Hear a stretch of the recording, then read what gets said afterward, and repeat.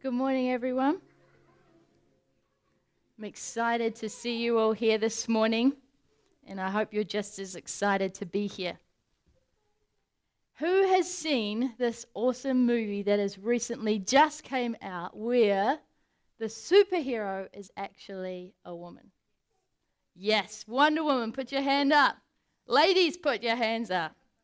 She is one of my favorites. She is phenomenal. So this past week, I went and saw Wonder Woman, and when I left, I went with 3 guys and 4 girls, and when we left, the girls were like, yeah, we're going to go do something.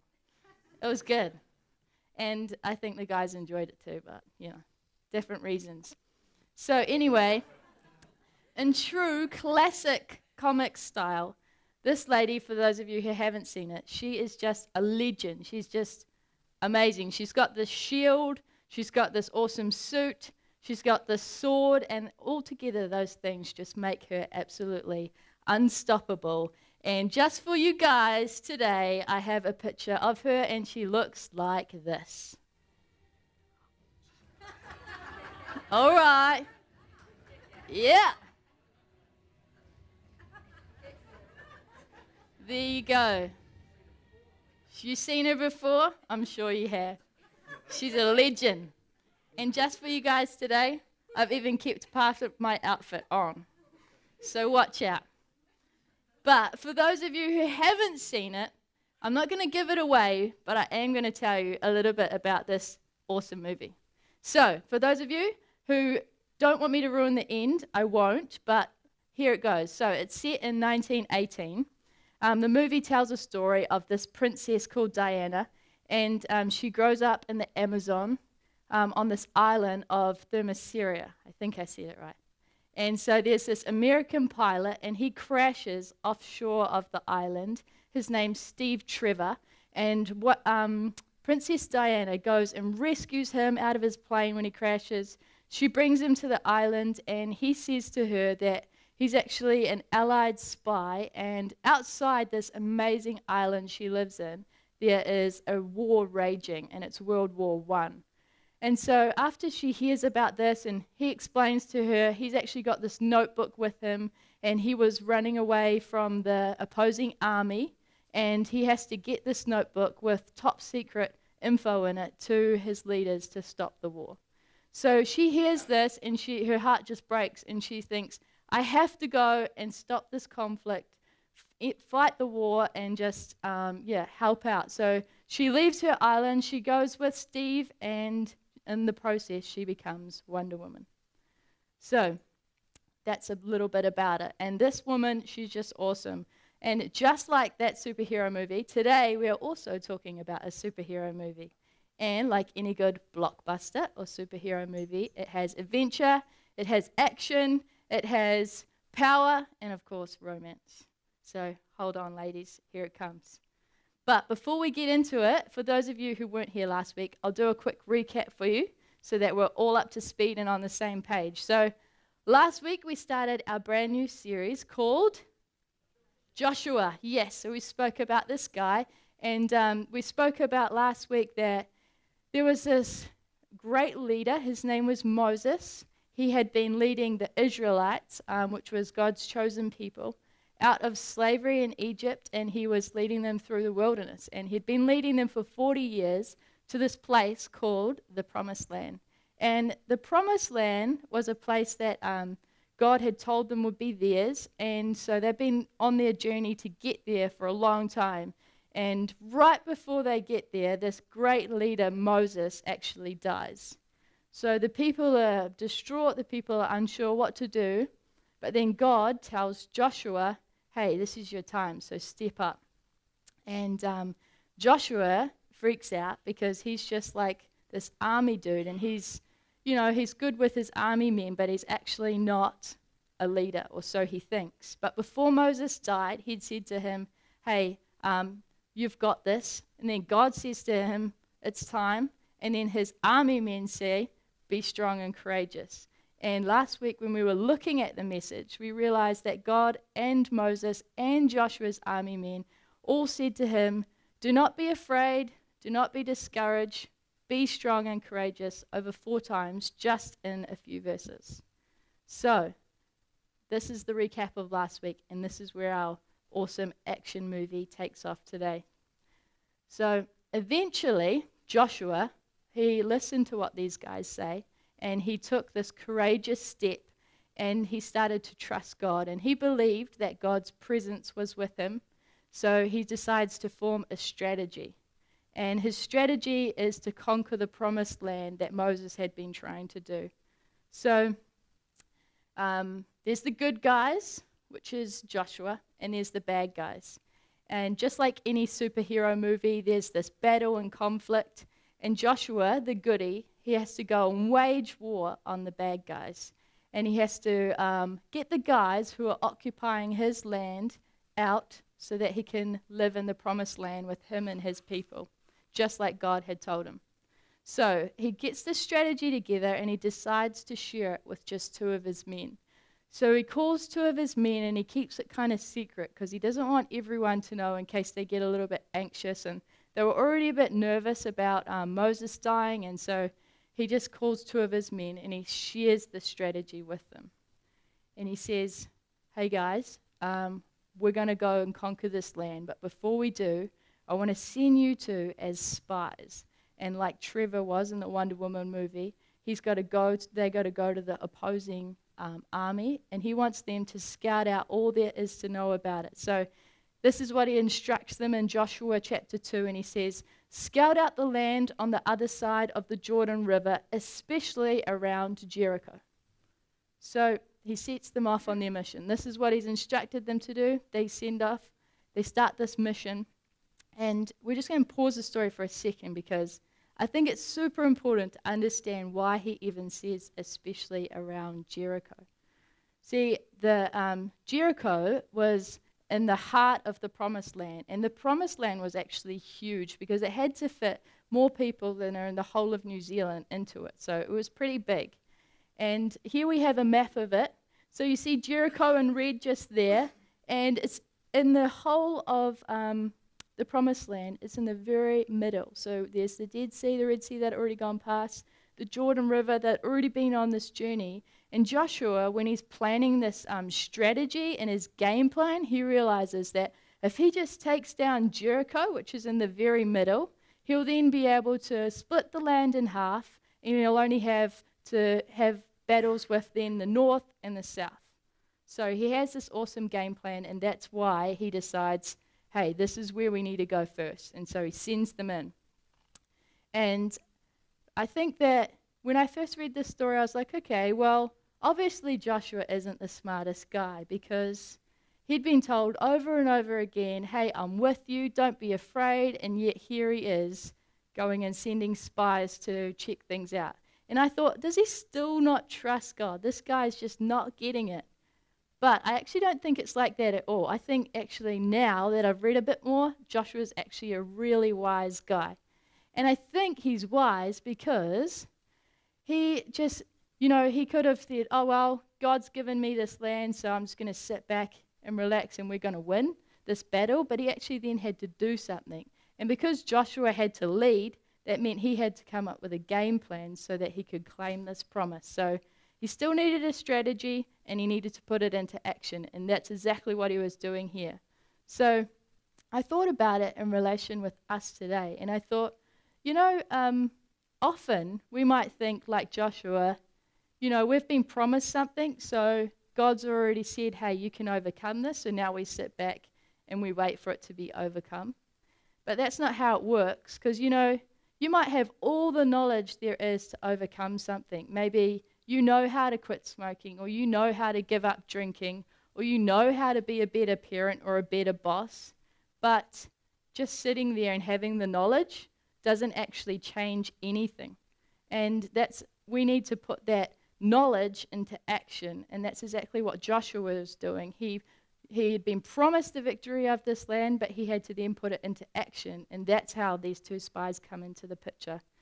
I heard a quote one time which actually sums that up really well. And it says, promise of divine help doesn't rule out human responsibility. And I'm going to read it again because I think it's really cool. It says, promise of divine help doesn't rule out human responsibility. And that's, when God says he's going to help you do something, when he says, I'll help you get through anything, it doesn't mean then you can just sit back and be lazy and just enjoy the ride. It's a two-way street, and God's saying, hey, I'll do my part, you do yours, let's go conquer this thing. So that's what he was saying to Joshua. And so the two spies, they did as Joshua, their leader, had instructed. They snuck into Jericho, and they started this invasion of something that was going to be much bigger to come. So that they very first arrive in Jericho, and God directed them to this lady's house called Rahab. And her house was right on the city wall. So I think it's like all the cities in the time, they were always in battles constantly. So they had this gigantic wall around their city, kind of like the Great Wall of China, except in a big circle around their city. And every night and every morning, the gates would open or shut.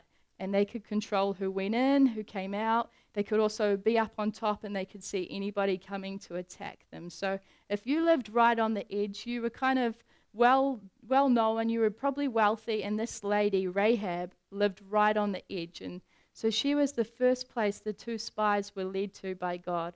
They turn up at her house, and Rahab was known for being a prostitute.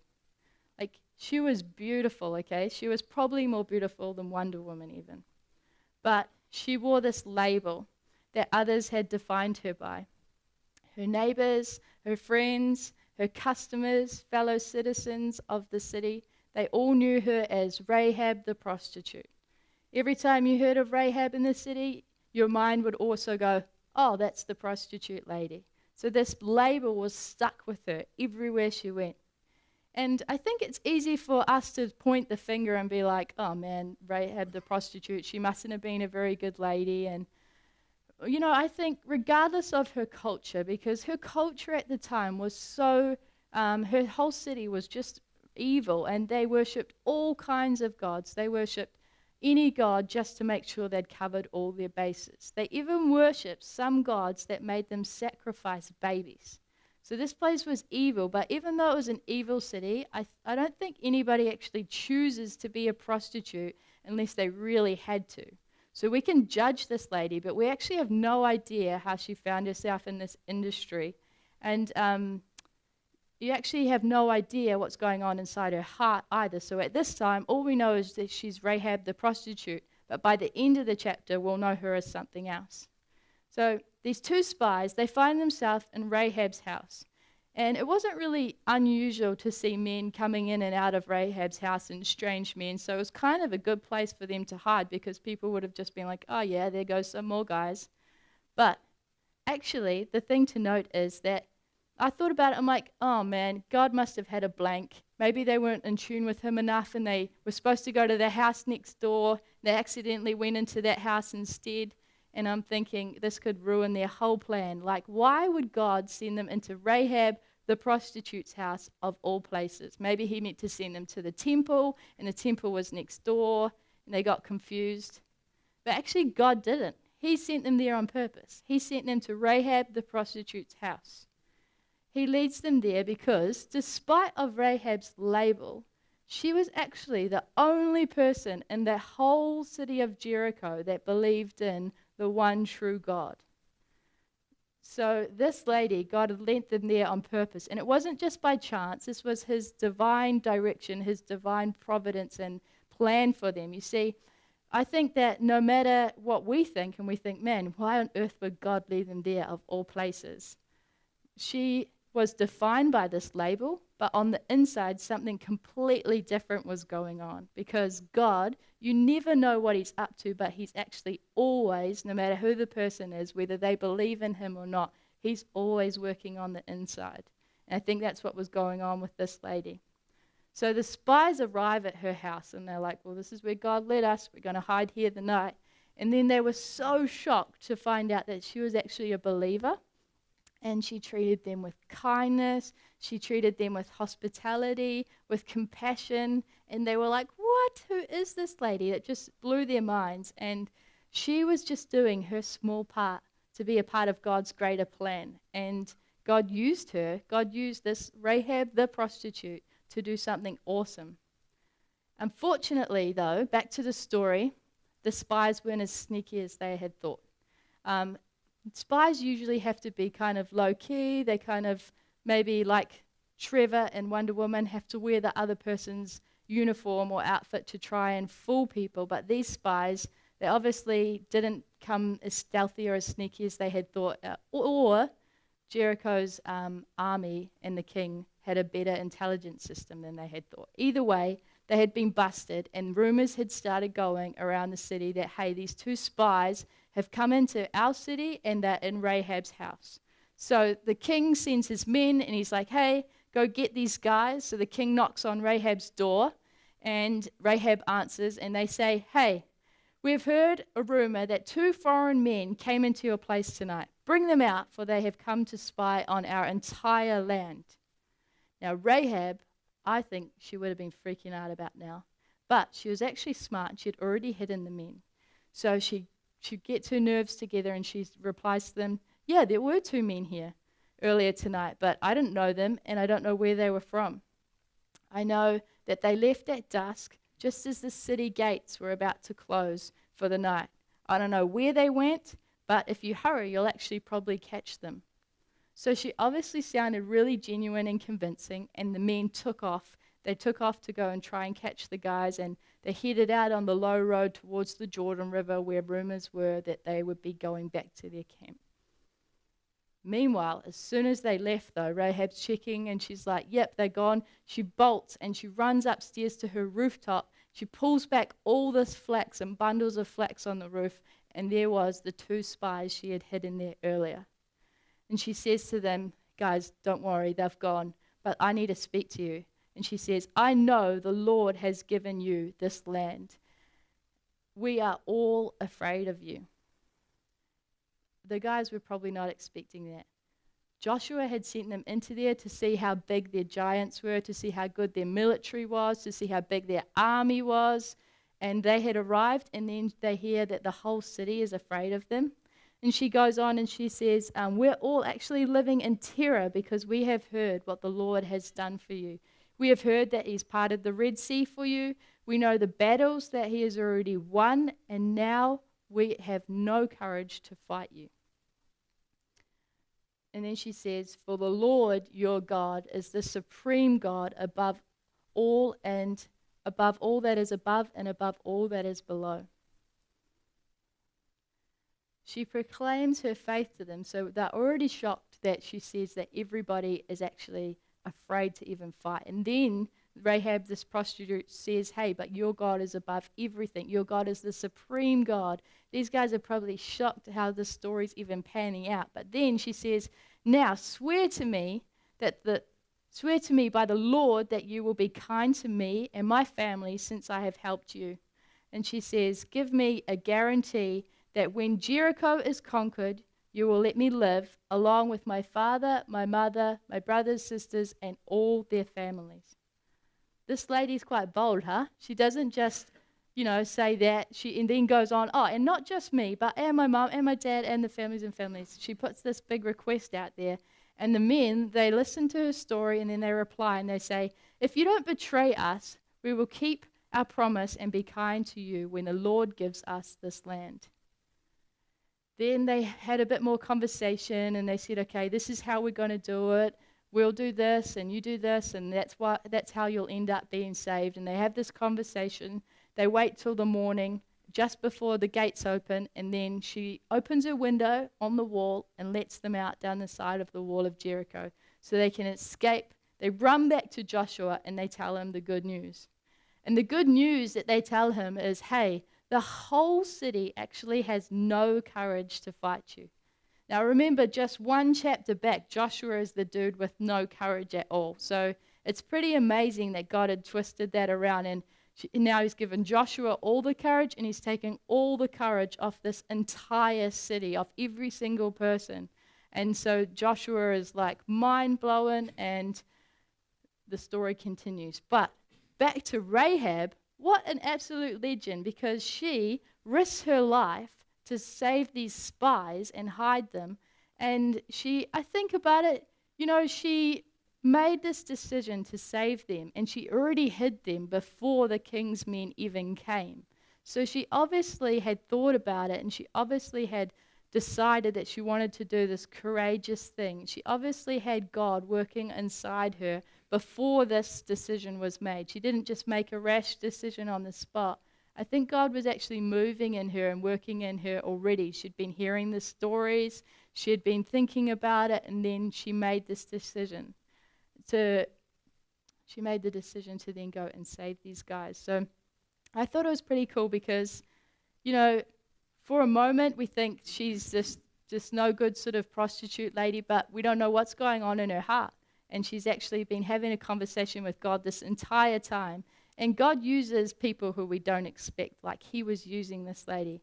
Rahab was an unexpected person that we would think in the Bible that God would use, because there was some good people all around he could have chosen instead, but he gives Rahab, the lady who's labeled the prostitute and nothing more, he starts to build this little bit of faith inside her when she hears this story. He starts to build a little bit of courage in her that maybe she can do something with that faith. And then over time, as she hears the stories, God does something great with her just because she's willing.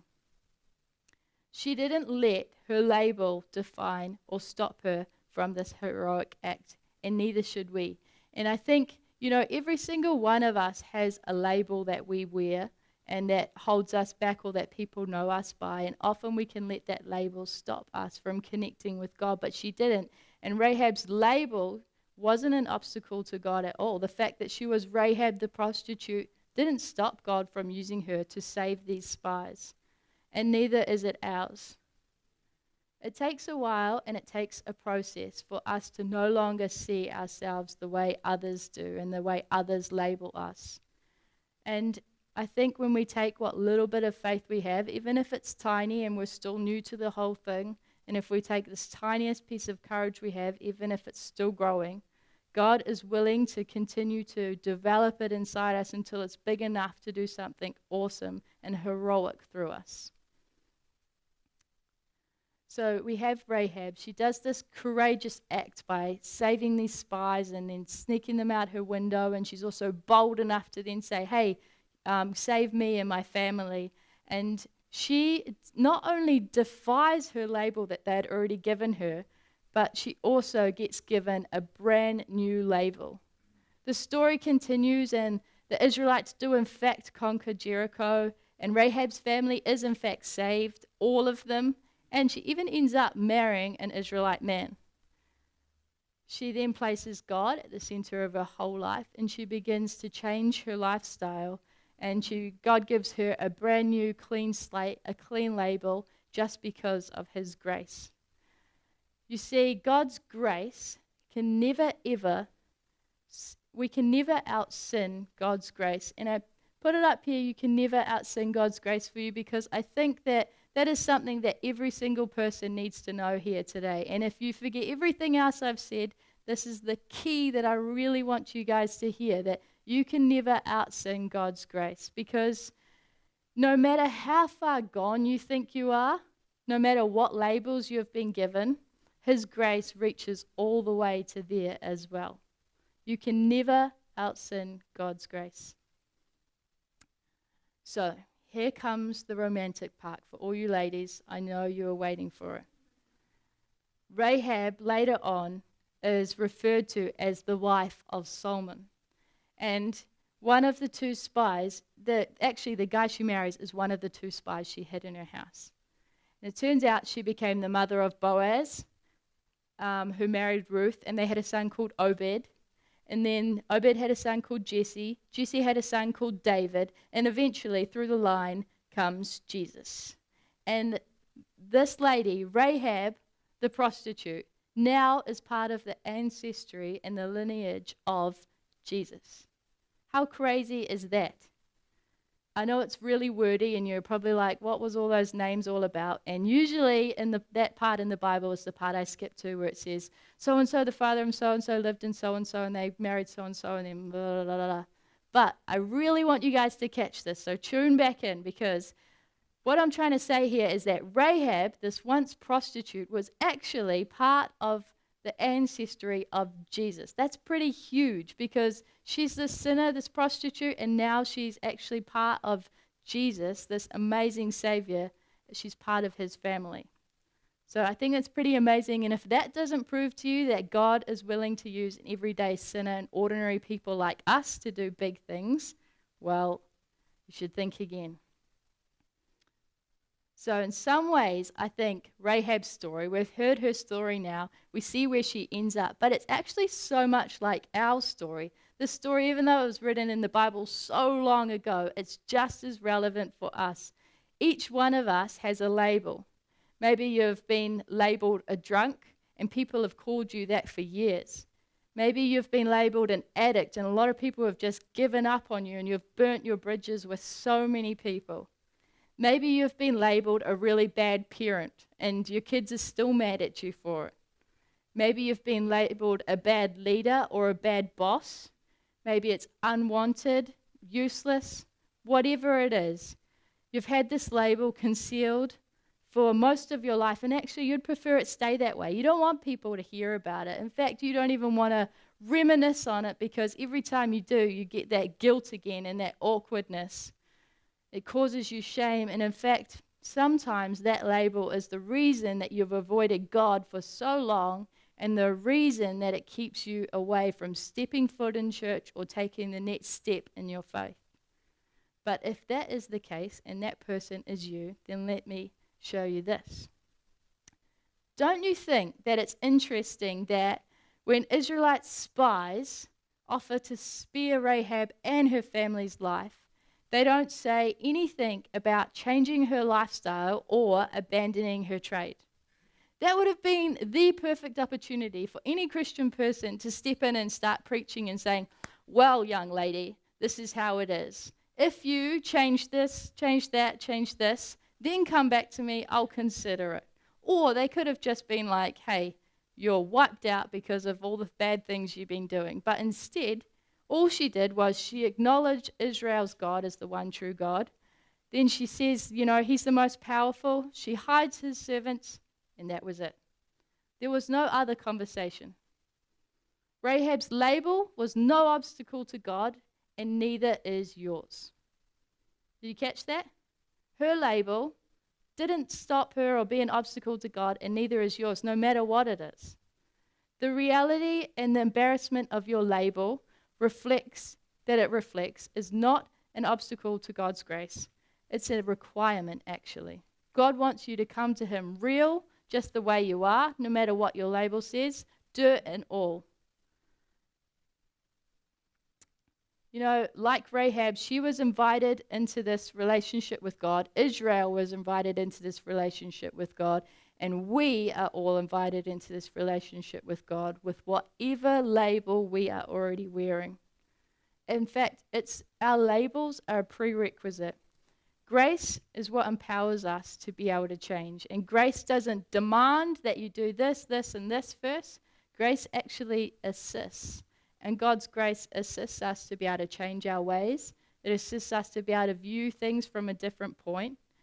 And when you look at Rahab's story, you realize that, God had called her, just like he had called Joshua, be strong and courageous, not because of anything that she had done or any qualifications that she had, but because God's grace was already with her, this free gift, like it is already with us. In fact, when you accept God's grace that he's already willing to give to every single person, when you accept it, God's grace provides you with a brand new label, which is pretty awesome, because your label right now, man, it might have had so much stuff written on it that you can't even read it anymore. It's so worn, it's so tattered that it's embarrassing to take out into the streets. But when you do, when you accept God and you accept his grace for you, you get this brand new label, and it already has a label and a name tag on it for you. Do you want me to tell you what it is? Yeah? You want to know what it is? It is forgiven, it is accepted, and it is loved.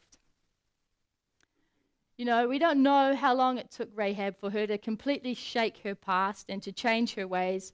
We don't know how long it took before she viewed herself differently than, we view ourselves, those labels, the drunk, the addict, the bad parent, no matter what it is. We don't know how long it took her. But we do know that it was a process, just like it's a process for any of us. It's not a quick fix or a magic thing just because you have God in your life now. It doesn't work that way. It is a process and it takes time. But when you fully embrace your new life, like Rahab did, you get this new identity, you get this new standing with God, and you get a new opportunity to be able to change. In some ways, it may take you time before you can put your old label completely away once and for all. You might take it off your shirt and it's not as obvious to other people, and maybe you still hold it in your hand, or you keep it in your pocket so you still have that label in the back of your mind. But the process is okay. It's part of it. But the end result is that God wants you to chuck that away and replace it with this brand new label of love, accepted, of forgiven. In the same way that it took some time before Rahab forgot her label, I think that in her mind, she knew that God was offering her something more. And I want to encourage you guys with that today. As you begin to slowly take off your label, as you begin to slowly get rid of it out of your hand and embrace this new one, it might take a while, but don't be disheartened by it, because if you start to renew your mind with the things that God has to offer for you, forgiven, loved, and accepted, you will believe in His grace. And as you start to believe in His grace, He can use you to do more powerful things than your other label ever allowed you to do, no matter what that label was. And because of His grace, you might end up being a superhero like Wonder Woman. Or you might end up like Joshua, like Rahab, and maybe even Wonder Woman. Be able to be strong and courageous in any situation you find yourself in.